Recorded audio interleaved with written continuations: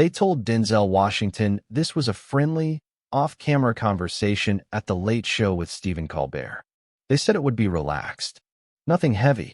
That was the plan. But tonight, the real question wouldn't come from a producer. It would come from Denzel himself. Denzel took his seat across from Stephen Colbert, the late-night host, offering a warm smile and a cheeky nod. Stephen said, "Denzel Washington, welcome back. It's always a pleasure."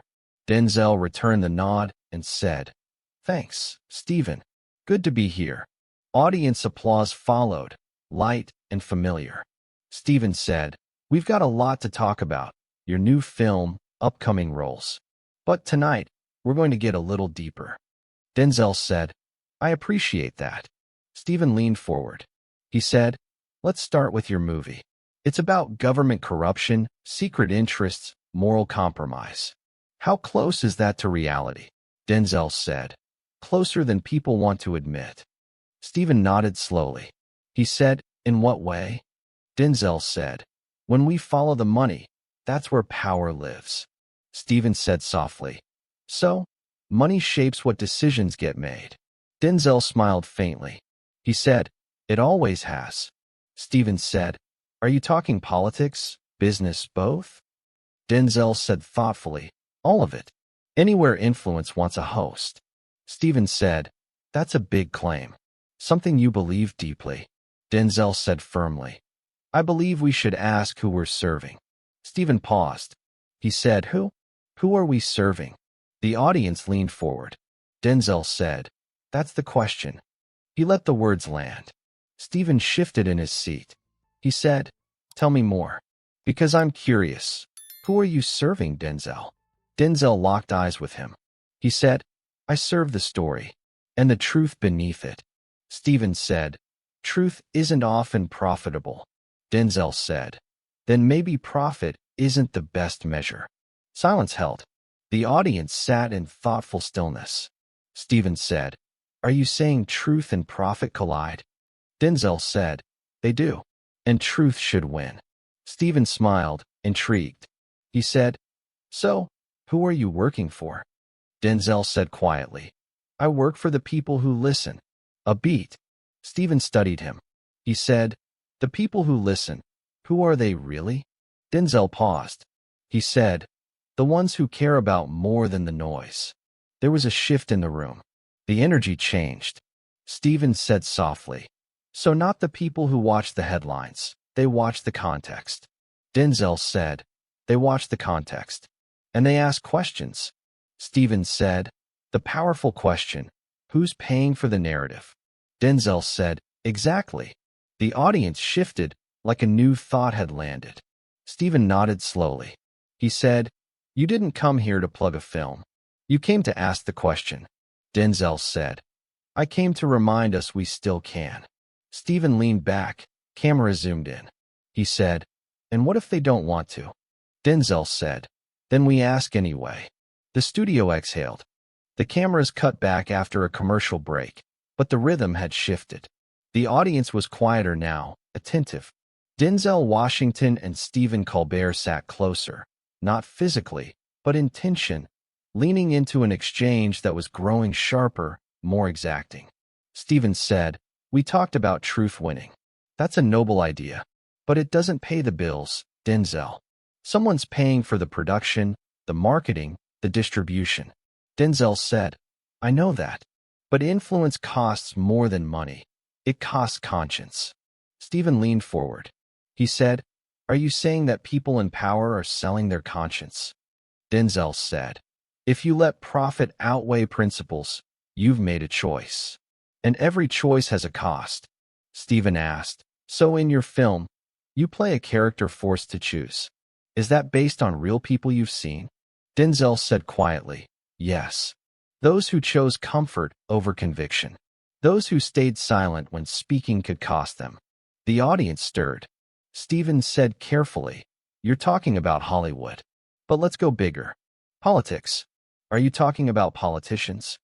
Denzel said, "I'm talking about everyone with a platform. Especially those who preach virtue in public but compromise in private." Stephen held his breath. He said, That sounds like a direct charge. Denzel said softly. It's a reminder. Words without action are just echo. Stephen said. So if someone doesn't act on their words, they're just echo? Denzel said, exactly. Echoes fade. Actions stay. Stephen paused. He said, all this talk. Who do you think of? Anyone in particular? Denzel said, I think of all of us. Myself included. It's not about naming names. It's about owning up. Stephen nodded. He said, so we all need to ask ourselves, who do we really work for? Denzel said, yes. That question matters more than titles or incomes. They both sat for a moment, eye contact unbroken. Stephen said, hard questions for hard times. Denzel said, that's why we ask them. The audience sat in silence. Then the host began to speak again. Stephen said, all right, let's pivot. You've also been a mentor to young actors, people who look up to you. What do you tell them about working in an industry tainted by compromise? Denzel said, I tell them, never quit asking who you work for. Because the day you stop asking, that's the day you stop caring about what you build. Stephen said, even if the path is harder, even if you lose roles. Denzel said, especially then. Character costs, but it pays back in more than salary. Stephen nodded slowly. He said, there it is. Character over compensation. The exchange had grown more intimate, more urgent. Stephen said, but here's the twist. Audiences want both, truth and entertainment. Can you offer both? Denzel said, I believe you can, if the story is real enough. Stephen said, so you're betting on authenticity? Denzel said, I'm betting on courage. The show shifted again, light applause from viewers ready to move on, but something had changed. A quiet question hung in the air. Who are we working for, truly? The stage lights warmed the studio for the final segment. Stephen Colbert closed his notebook, the casual tone replaced by introspection. He said, Denzel, any last thought you want to leave us with? Denzel paused, looking directly into the camera as if speaking to every viewer. He said, I want people to know this. Every action, big or small, is a vote for who you work for. It's easy to say you stand for truth. The hard part is living it, especially when no one's watching. Stephen nodded thoughtfully. He said, you once told me the story matters most. Now it seems you're saying the storyteller matters just as much. Denzel said softly, yes.